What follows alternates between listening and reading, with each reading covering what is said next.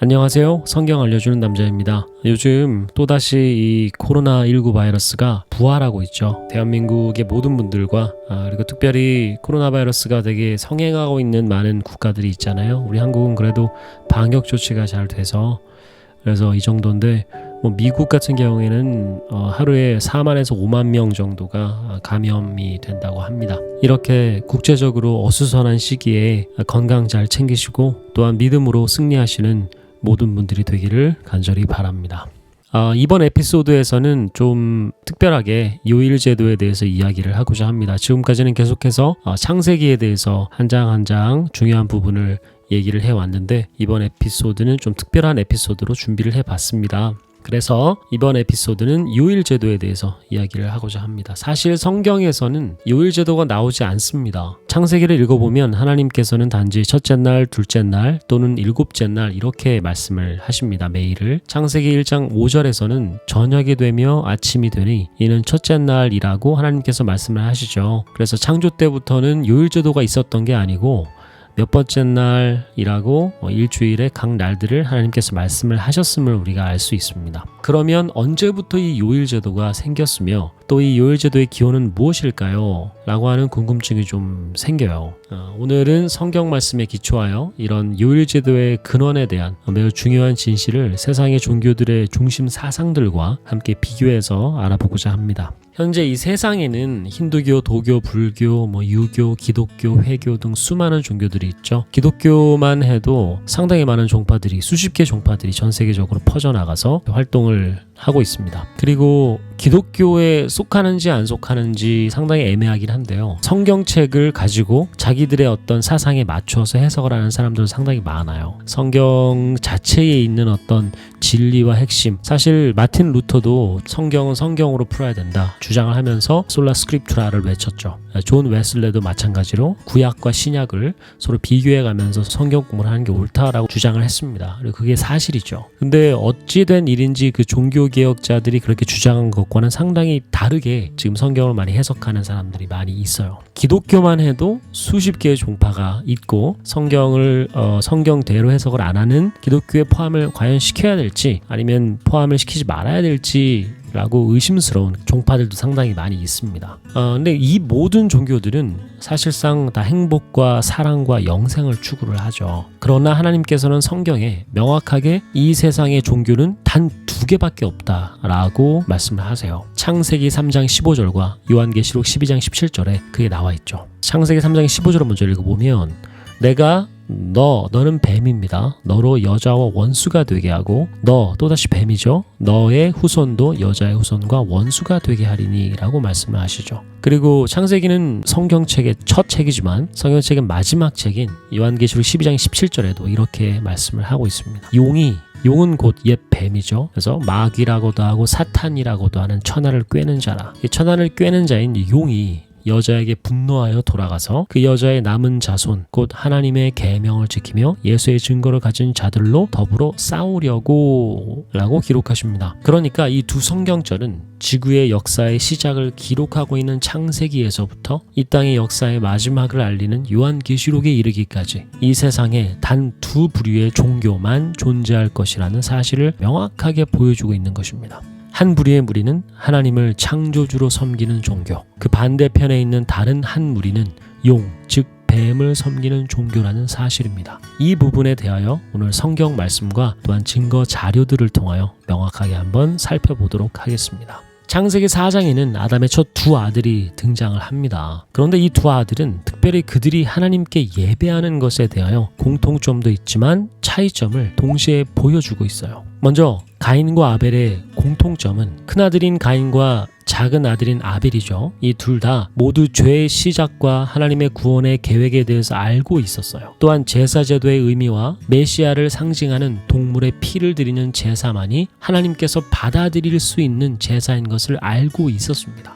그러나 큰아들인 이 가인과 동생 아벨에 하나의 큰 차이점이 있다면 바로 어떤 제물을 하나님께 드려야 하는지에 대한 것이었습니다. 동생인 아벨은 직업이 양치기였어요. 그래서 그가 키운 양의 첫 새끼와 그 기름을 하나님께 바쳐서 제사를 드렸습니다. 그렇지만 형인 가인은 하나님께서 주신 속죄의 방법을 그대로 따르는 것은 자신의 연약함을 나타내 보이는 거라고 생각을 했어요. 그래서 자기 스스로의 방법으로 제물을 드렸습니다. 즉 가인은 성경책 창세기 4장에도 읽어보시면 나오지만 자신이 땀을 흘려서 고생해서 얻은 농작물들로 제사를 드린 거죠. 동생인 아벨은 양치는 자였어요. 그래서 아벨의 제사는 실제적으로 봤을 때 온전히 순종하는, 완전히 하나님께 다 맡기는 제사였죠. 자기의 공로가 하나도 들어가지 않은 제사입니다. 하나님께서 하라는 대로 했어요. 하지만 농사 짓는 가인의 제사는 경건의 모양은 있었어요. 방법도 알았고 제사의 모양도 똑같았어요. 결국에는 왜 제사를 드려야 되는지 다 알고 있었고, 왜 동물의 피가 필요한지에 대해서, 그것이 무엇을 의미하는지에 대해서 다 알고 있었지만 결과적으로는 자기 스스로의 방법으로 제사를 드린 겁니다. 다 똑같았지만 뭐만 달랐어요? 제물만 달랐어요. 자, 가인의 제사는 그래서 자신 스스로의 의를 제사에 섞어버린 거예요. 창세기 4장 읽어보시면 가인은 하나님께서 자신의 잘못을 지적해 주시는 것을 들었습니다. 하나님께서 찾아오셔서 가인에게 너가 왜 이렇게 화를 내느냐,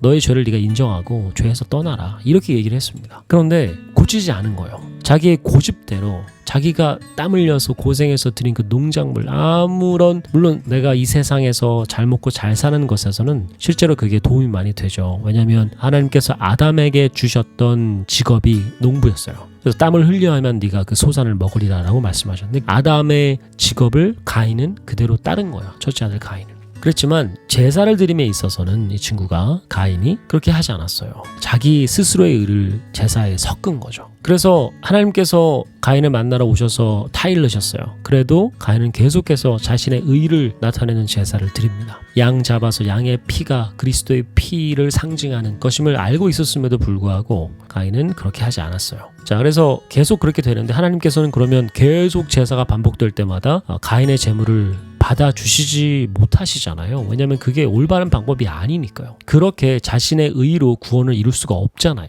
우리는 오직 그리스도의 피로만 구원을 얻을 수 있는 존재들인데, 근데 가인은 계속 자신의 제물로 드렸단 말이에요. 그래서 가인은 자신의 제물이 하나님께 간합함을 받지 못하자 질투심에 눈이 멀었어요. 그래서 동생인 아벨을 죽여버린 거죠. 그것이 성경에 처음 기록된 살인이 됐습니다. 아담과 하와는 첫째 아들인 가인이 하나님께서 약속하신 그 메시아라고 정말 바랬겠죠. 하지만 가인은 결국에는 살인자가 되고 말았어요. 그리고 그 가인의 정신이 쭉 이어져 내려왔죠. 그래서 성경에 처음 기록된 살인을 저지른 이 가인은 부모님인 아담과 하와의 곁을 떠나서 성을 쌓았어요. 그리고 자신만의 왕국을 건설했다고 성경은 기록하고 있습니다. 그래서 가인의 족보가 나오고, 그리고 이제 아벨이 죽어버렸으니까 아들은 없잖아요, 아담과 하와한테. 그래서 하나님께서 셋이라는 아들을 또 주십니다. 그래서 셋의 족보와 그다음에 가인의 족보가 창세기 5장과 창세기 4장에 걸쳐서 기록되어 있죠. 그래서 창조주 하나님께 제사를 드리는데 자신의 의를 섞어버린 이 가인은 명백하게 이사야 14장에 기록된 사탄의 정신을 이어받은 것입니다.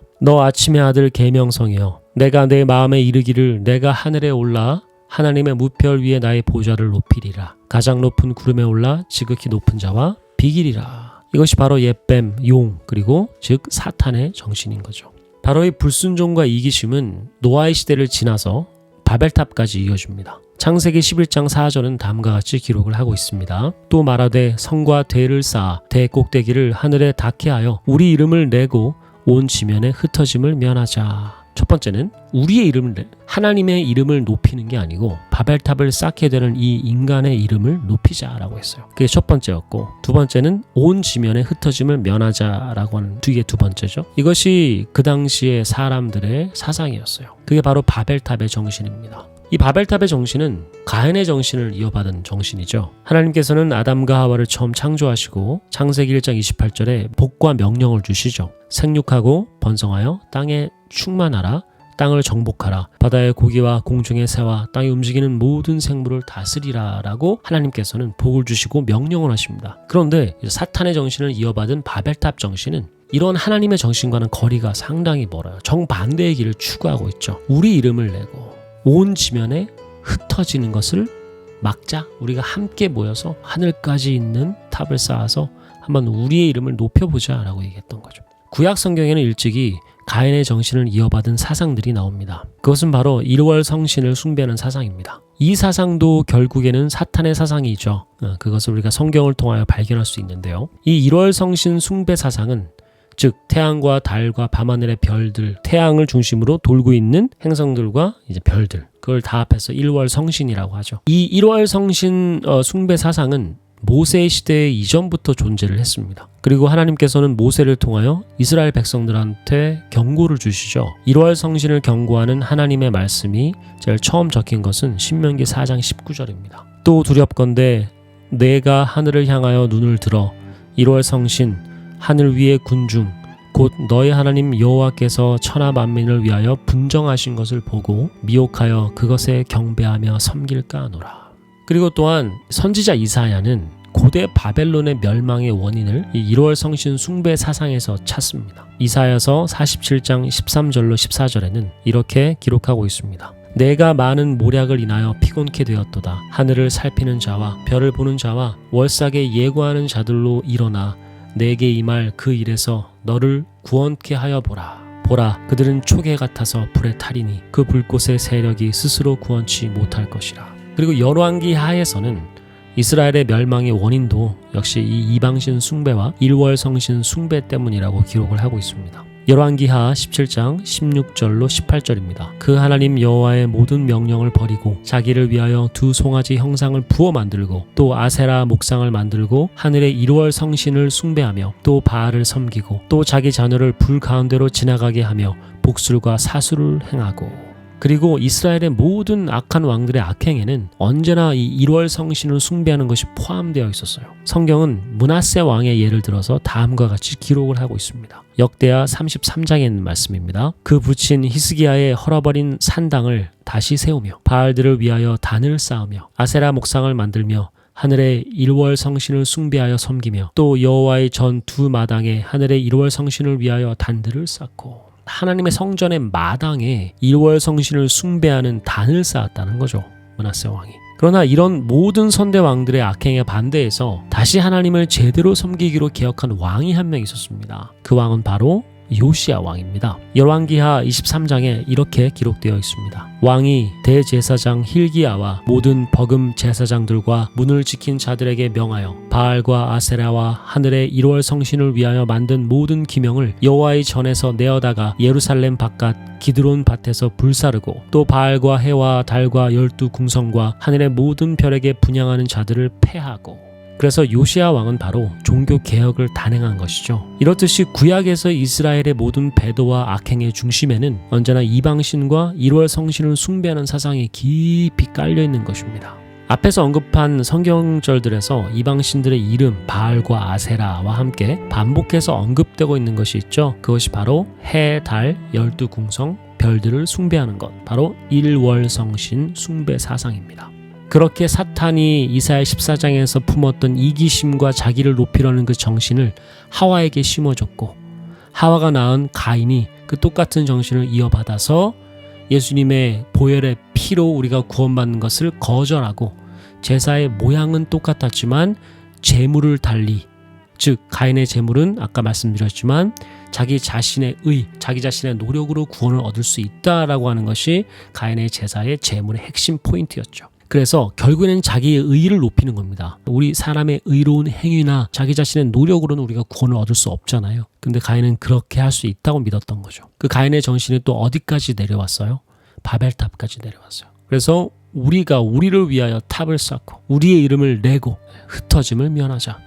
하나님의 명령과 정반대. 그리고 그것들이 어떻게 됐어요? 모세의 시대를 거쳐서 이스라엘 왕들, 몇 명의 왕들 빼고는 거의 대부분의 이스라엘과 유다의 왕들은 다 1월 성신을 숭배하는데 다 한 수 거들었습니다. 그래서 우리는 이 뱀, 사탄, 마귀가 세상을 속여서 믿게 만든 것이 과연 무엇인지를 정확하게 알아야 할 필요가 있어요. 그리고 성경은 그것들이 1월 성신, 곧 태양, 달, 그리고 12궁성, 별들이라고 명백하게 기록을 합니다. 세상의 많은 종교들과 창조주 하나님을 믿는 신앙 사이에는 많은 공통점이 있어요. 첫째는 이 두 부류의 종교는 모두 행복을 추구합니다.